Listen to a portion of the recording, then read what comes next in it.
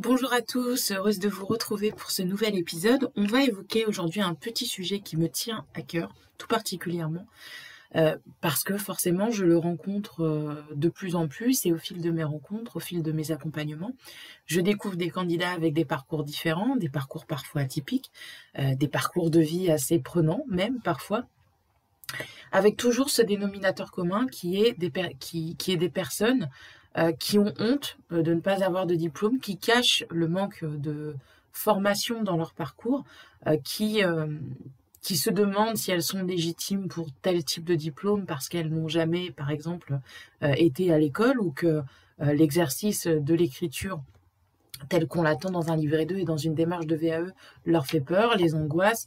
Elles trouvent forcément que la marche est un peu haute par rapport à ce qu'elles font quotidiennement ou ce qu'elles ont pu faire par le passé. Alors, je voulais vraiment prendre un petit temps pour déjà vous rappeler que entre parcours de formation et intelligence, il n'y a aucun lien. Une personne qui peut ne pas avoir fait du tout d'études et être extrêmement intelligente, être sur des fonctions qui aujourd'hui sont valorisantes et qu'elle a obtenues par le travail, par les évolutions internes, par son travail personnel, par son engagement. Donc il faut vraiment décorréler le niveau d'études de votre parcours et de votre légitimité à avoir un diplôme.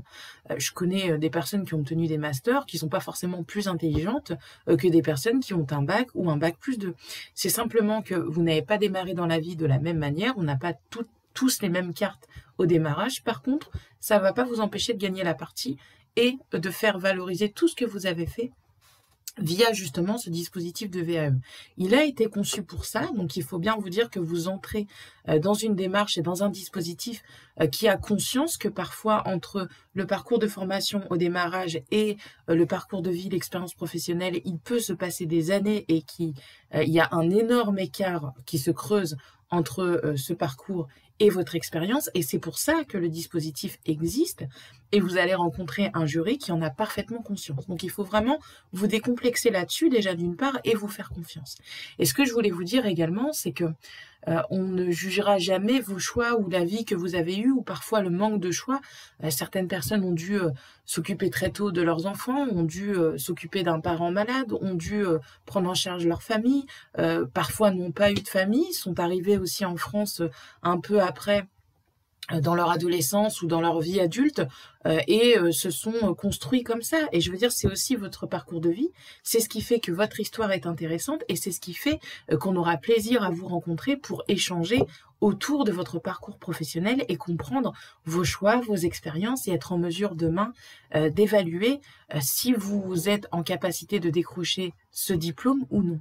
Donc, je voulais vraiment faire cette vidéo pour vous redonner confiance en vous parce que votre histoire, elle est belle, elle mérite d'être racontée et elle n'est pas moins agréable ou moins intéressante qu'une histoire d'une personne qui aurait déjà 3 années de diplôme de plus que vous. Admettons, si vous avez un CAP, un bac et que vous tentez, je sais pas moi, une licence ou un master, on a déjà vu des gens arriver avec le bac, tenter un master directement parce que leur expérience leur a permis d'être sur un poste à responsabilité qui aujourd'hui demande un niveau master où le recrutement se fait au bac plus 5 par exemple.